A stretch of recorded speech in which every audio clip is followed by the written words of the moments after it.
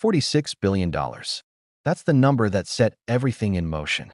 Not just a budget request, not just another Washington hearing, but a moment that ripped the cover off an entire playbook of government waste and surveillance overreach. Because when you ask for that kind of money, you'd better come with receipts. And when DHS walked into the hearing room, they didn't bring accountability. They brought excuses. What happened next wasn't your typical political back and forth. It was a rare glimpse into just how far government spending, corporate freeloading, and even secret surveillance have gone without real oversight. And this time, someone wasn't buying it. The first strike landed where everyone expected, the border wall. DHS came asking for $46.5 billion. Secretary knows, everybody knows that's the end. We're going to try to move on to the next person to get you out of here. We talked a little bit about the wall earlier. The administration has asked for $46.5 billion for the wall. The border on the Mexican border is about 1,950 miles. We've fenced or walled about 700 of it. That leaves about 1,200 miles. There's 200 or 300 miles of it that probably never going to have a fence on. It's mountainous or just impossible to fence or wall. So I would say realistically, you got under 1,000. But let's just say there's 1,000. You really want to wall on 1,000. CBP says it's 6.5 million per mile. Your response today was 12 million per mile. That means $12 billion for 1,000 miles. We're off here by a factor of 3 or 4 with 46 billion. Where's the rest of the 46 billion? The administration says they want 46 billion for a wall. You could pave all of it and still have, 34 billion left over. What's the 34 billion going for? Yeah, Senator, thank you for the question. We do have 702 miles of wall today. 598 of that are steel. The rest of that is temporary, that's in place. Since the president's been in office, over 70 miles has been erected. We have 11 contracts that have gone out and allocated. We also have 5 more that are pending. Based on the dollars that have been requested, it's not just the infrastructure that would be built, that would be the actual wall construction. It would be also surveillance equipment. The number's way off. 1,000. You could do 1,000 miles for 12 billion. You're asking for 46 billion. So I'm one who's not impressed and would have to see more detail as to where the rest of the money goes. We can't just throw $30 billion out there and say things cost a lot. I agree. We'll get you the specifics on that. With regard to the drones and all the preparatory work that DHS does and the government does for the NFL and for FIFA, does the NFL pay DHS for the work you do? Boy, not to my knowledge. I will. Well, I mean, here's my point. The NFL makes billions of dollars. We're $2 trillion in the hole. I don't care if government shares their technology and government helps out the World Cup. They ought to pay. Yeah, people are paying hundreds of dollars for tickets. I mean, thousands of dollars for the NFL, for Super Bowl and things. They're also paying for FIFA, and so these people ought to pay. And so I'm one holding up these authorizations, and I'll let them go forward. But I want people to pay. I mean, it's ridiculous that the average taxpayer who could never afford to go to an NFL Super Bowl has got to pay for their security. Should the government help? If we have technology they don't, perhaps. But they ought to pay. So NFL, FIFA, I think they all ought to pay. And we'll be insisting on trying to put language in that. If you're a for-profit entity and the government's helping you, you ought to pay for it. With regard to TSA Quiet Skies and Tulsi Gabbard situation, I suspect there are going to be other people that were caught up in this thing as well. I'm horrified by the idea that we took a former congresswoman and we're surveilling her and riding on jets with her. There was another story of an air marshal whose wife, might have been at January 6th or something, and now we're, have air marshals following another air marshal or his wife. So I want to hear the whole story of what happened. I want to hear that people have been let go, that they're no longer doing this.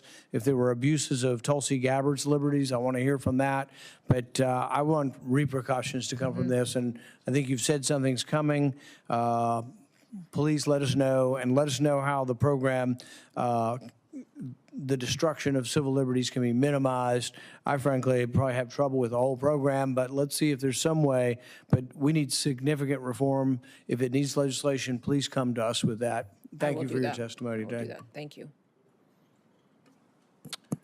Thank you again, Secretary Null, for being here. But here's the math. The U.S. Mexico border stretches about 1,900 miles. Roughly 700 miles are already fenced or walled. That leaves about 1,200 miles. Realistically, some of that can never be fenced. Mountains, deserts, areas where a wall just isn't possible. Even if you take 1,000 miles as the target, Customs and Border Protection Zone figures put the cost at $6.5 million per mile. DHS's number was $12 million per mile. Even at the higher number, that's $12 billion total. So where does the other $34 billion go? Rand Paul hammered the question. And DHS, stumbling through explanations about contracts and infrastructure, had no clear answer. Billions vanished into vague categories and bureaucratic fog. For anyone who's ever balanced a household budget, it felt like watching someone try to justify charging a sports car to your credit card because things cost a lot. But the missing billions weren't even the most outrageous part, because buried in the details was something most Americans have never thought about. DHS doesn't just spend on walls or drones. They provide security support for billion-dollar sports leagues. The NFL, FIFA, the World Cup, all those glitzy mega events that charge fans hundreds, sometimes thousands, for tickets. While owners rake in profits and broadcast deals soar into the billions, taxpayers are quietly footing the bill for government security assistance. Let that sink in. The average American family, the one that can't even dream of affording a Super Bowl ticket, is subsidizing the safety of billion-dollar corporations. Rand Paul pointed it out bluntly. Why should someone $2 trillion in the hole be forced to pay for events they'll never attend? If the NFL and FIFA want federal help, they should pay for it themselves. It's common sense. And yet DHS admitted, almost casually, that no, these leagues don't reimburse taxpayers. Billion-dollar profits privatized, costs quietly socialized. For many viewers, this was the moment the hearing turned from confusing numbers into something crystal clear. Because who hasn't felt that sting of unfairness? But unbelievably, the financial waste wasn't the end of the story. The conversation shifted from money to something far more chilling: surveillance. Specifically, the TSA's Quiet Skies program. Reports suggest it was used to track none other than Tulsi Gabbard, a former congresswoman and presidential candidate. Imagine boarding a plane, and somewhere in the cabin an armed air marshal has been ordered to shadow you. Not because of a credible threat, not because of terrorism alerts, but because of vague, bureaucratic programs that no one can fully explain. That's what Gabbard allegedly experienced. If they can do that to a former member of Congress, what does that say about the rest of us? The implications are staggering. The idea that surveillance could follow anyone, anywhere, without transparency or accountability, transforms air travel into a stage for shadow games. And if you think that's too extreme, the next revelation proved otherwise, because it wasn't just Tulsi Gabbard. Another story surfaced about an air marshal's own wife being targeted because she might have had ties to January 6th. Let that sink in. Federal air marshals, whose mission is to protect flights, were allegedly being redirected to shadow colleagues' families. It sounds absurd, but according to reports, it happened. And Rand Paul wasn't having it. He demanded answers, demanded repercussions, demanded to know whether people had been fired for these abuses. Because if the people who are supposed to guard our skies are instead following political targets, then the entire system is upside down. Instead of protecting Americans, it risks becoming a tool to intimidate them. And when pressed, DHS didn't exactly deny it. They promised reforms, promised to look into it, promised to come back with legislation if needed. But for anyone watching, the damage was done. This wasn't oversight. This was overreach. What tied it all together was a pattern. DHS could not justify the billions they were asking for. They could not explain why billion-dollar corporations get taxpayer-funded perks. They could not reassure the public that surveillance programs weren't being abused. Instead, they leaned on vague promises and bureaucratic language. We'll get you the specifics. We'll come back with details. But how many times have we heard that before? And how many times has it led to nothing? That's why Rand Paul's confrontation resonated far beyond party lines. Because at its core, this wasn't about left or right. It was about accountability, about transparency, about whether the government we fund every April can actually explain what it's doing with the money and power we hand over. The hearing made something clear. There are 3 issues every American should pay attention to. First, massive government waste, billions disappearing into budgets that don't add up. Second, corporate freeloading, Private entities like the NFL and FIFA reaping benefits without paying their share.